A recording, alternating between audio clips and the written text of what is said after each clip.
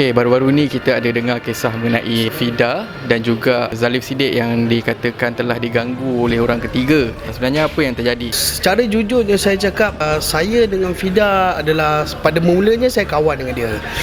Saya bermula rapat dengan dia selepas saya pergi anugerah skrin tour di Penang.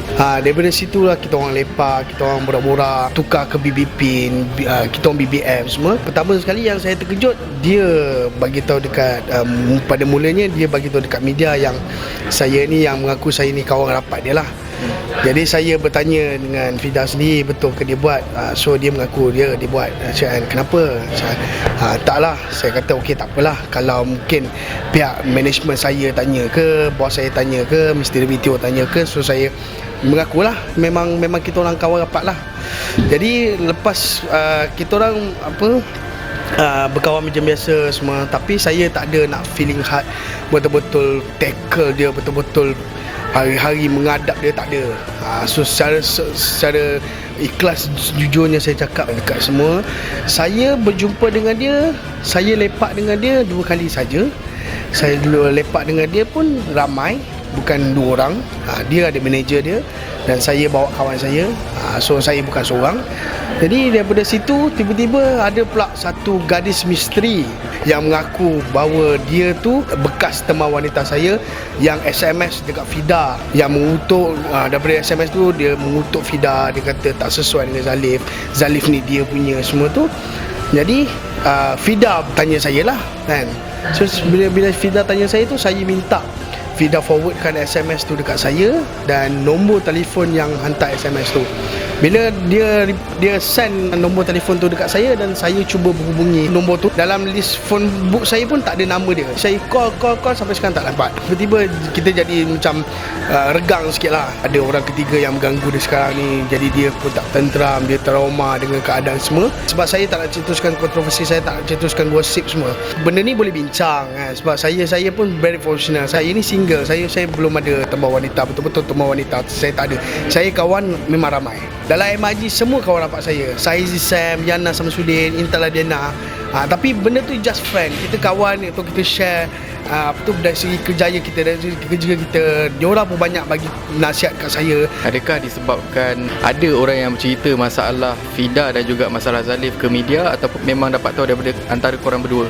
Kalau masalah, kalau contohnya kita tak tahu nombor orang tu, nombor siapa, why not kita bincang dulu, selidik betul-betul, kita siasat sama-sama. Tapi saya letakkan diri saya ni, benda tu side tepi. Saya tak ada nak fokus sangat dengan masalah yang saya hadapi sekarang ni, sebab banyak lagi perjuangan yang saya kena teruskan. Saya pun baru dapat projek daripada MIG yang baru, filem Bercinta. So saya banyak nak prepare untuk pergi location nanti, macam mana saya nak bawa watak ni, sebab saya tak nak samakan dengan watak yang saya dahulu.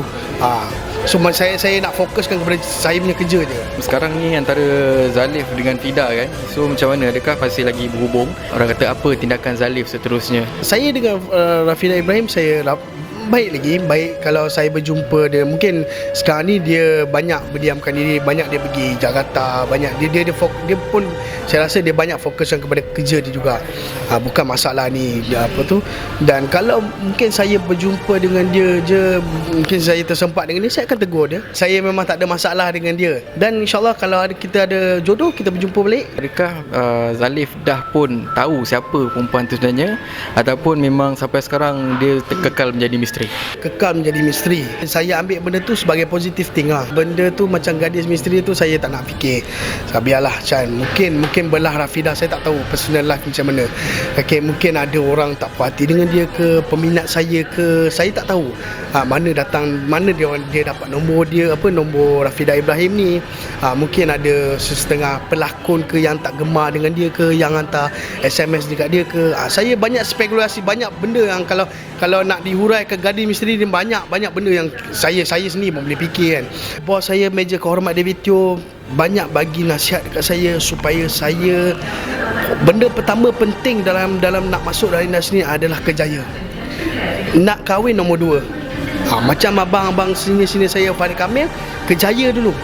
Bila dia dah menang, dia dah berjaya dalam jaya, baru dah fikir pasal kahwin. Dah ada kuda. Dah ada bisnes sendiri mungkin. Macam Faiz Rokam sama 10 tahun dia nak naik dalam industri ni. Dia dah capai apa yang dia target tu, dia kahwin. Lepas ni mungkin Zalif akan mengenali wanita lain, ataupun orang kata mana tahu ada jodoh dengan Fida kan, contohnya. Tiba-tiba gadis misteri tu datang balik dan ganggu balik hubungan korang. So apa yang Zalif akan buat selepas ni? Kalaulah Allah SWT ni dia meletakkan jodoh saya ni betul-betul dengan Rafidah Ibrahim ni, saya tak boleh tolak lah.